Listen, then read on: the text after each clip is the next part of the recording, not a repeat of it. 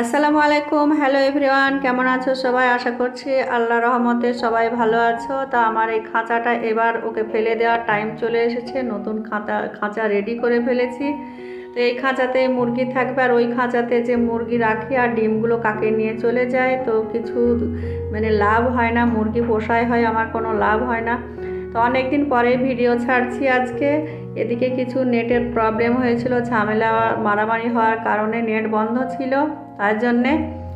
তো এই যে ড্রাগনের ডগাটা ভেঙে দিয়েছিল আমার ছেলে, তো ওখান থেকে নতুন কিছু ডালপালা বেরোচ্ছে। আর আজকে করব এই যে উচ্ছেগুলো হারভেস্টিং। আর উচ্ছে অনেক হচ্ছে, আল্লাহ রহমতে অনেক দিচ্ছে আল্লাহ তাআলা। তো উচ্ছে খেয়ে খেয়ে এবার মনে হয় ডায়াবেটিস তাড়িয়েই দেবো। তো এই দেখো আমি উচ্ছেগুলো তুলছি। উচ্ছে আমার বাড়ির কেউ খেতে চায় না, শুধু আমিই খাই। তা আমার খুবই ভালো লাগে, আর আমার হাজব্যান্ড অল্প অল্প খায়। আর ছেলে মেয়েকেও তো উচ্ছে মুখেই দেয় না। তো যাই হোক, এই উচ্ছে গাছটা আমার লাগানো না, ও বীজ থেকে আপন মনে হয়ে গেছে। যে আবর্জনা কিচেন ওয়েস্টের সেগুলো ফেলেছিলাম, সেখান থেকেই বীজ থেকেই হয়ে গেছে। সেই বীজ থেকে গাছটা অনেক হয়েছে। আর আল্লাহ রহমতে অনেক উচ্ছে ধরছে, অনেক দিচ্ছে। এর আগে একটা গাছ লাগিয়েছিলাম, ওটা ইচ্ছা করে, তো ওখানে ধরেনি কিছু। তো এখানে অনেক হচ্ছে। আর এই দেখো লঙ্কা গাছে লঙ্কা হচ্ছে, কিন্তু কি কারণে যে পোকা লেগে যাচ্ছে।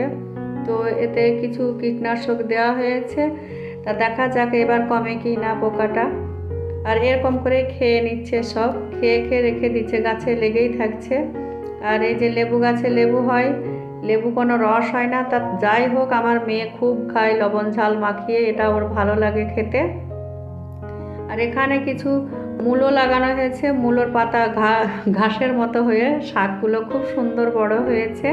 তো এগুলো খেতে হবে, কাটতে হবে আর খেতে হবে ভেজে ভেজে, খুব ভালো লাগে। আর এই পুঁই শাকটা ডগাটা পুরো 15 ফিট লম্বা হয়ে নিচের দিকে ঝুলেছিল, কেটে দিয়েছি, আবার নতুন করে ডালপালা বেরিয়েছে। আর পুঁই শাক এবছর যা দিয়েছে উপরওয়ালা, প্রচুর পরিমাণে হয়েছে, খেতে পারা যাচ্ছে না, আর শীত চলে এসেছে।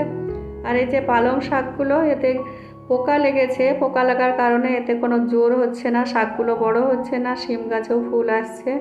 তো এরকম করে আমি ছাদের উপরে গাছগুলো লাগাই, আমার খুব ভালো লাগে। কিছু নিজেও খাওয়া হয়, কিছু কাউকে দেওয়াও হয়। এরকম করে আমি ছাদের উপরে বাগান বানিয়েছি। এই গাছটা, এটা দেখছো, এটা হচ্ছে কারি পাতা গাছ। আর এর আগে একটা লাগিয়েছিলাম, সেটা হলো না, এটা আবার নতুন করে আনানো হয়েছে, আমার একটা বোন এনে দিয়েছে। তো লাগিয়ে দিয়েছি, দেখা যাক হয় কি না। আর এই যে পেঁয়াজগুলো লাগিয়েছিলাম, পেঁয়াজগুলো আল্লাহর রহমতে অনেক বড় বড় হয়ে গেছে। তো এর আগে শর্ট ভিডিওতে তোমাদেরকে দেখিয়েছিলাম। এই টবটাতে লাগিয়েছি ধনেপাতা, আর এর সঙ্গে মূলও দেওয়া আছে। তো যে কটা মূলোর বীজ বোনা হয়েছিল সবগুলোই বেরিয়ে পড়েছে।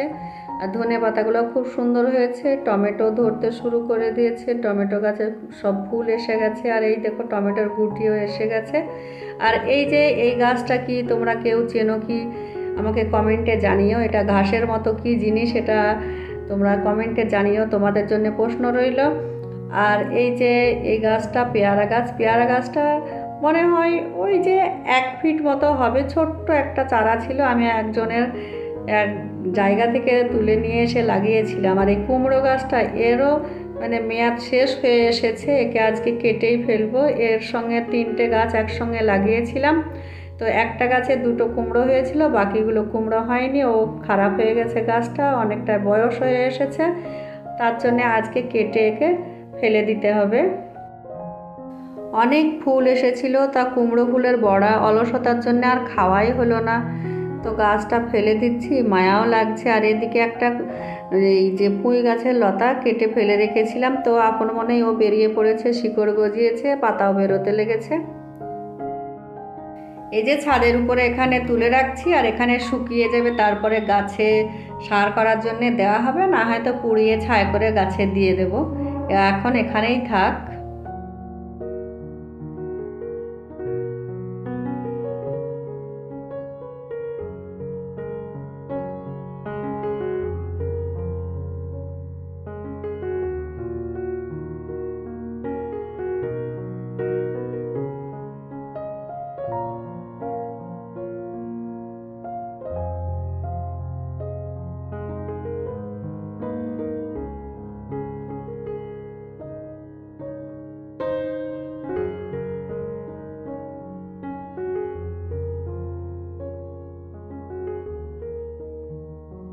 এই মুরগিটাকে খাঁচার মধ্যে রাখলে অন্য মুরগিরা ওকে মারে, তাই জন্য একে বাইরেই রাখি, আর বাইরেই ডিমটা দিয়ে দিল। তো এই উচ্ছে, ডিম, লঙ্কা সব কিছুই ছাদে থেকেই পেলাম। তো এই বলে শেষ করলাম, বাই।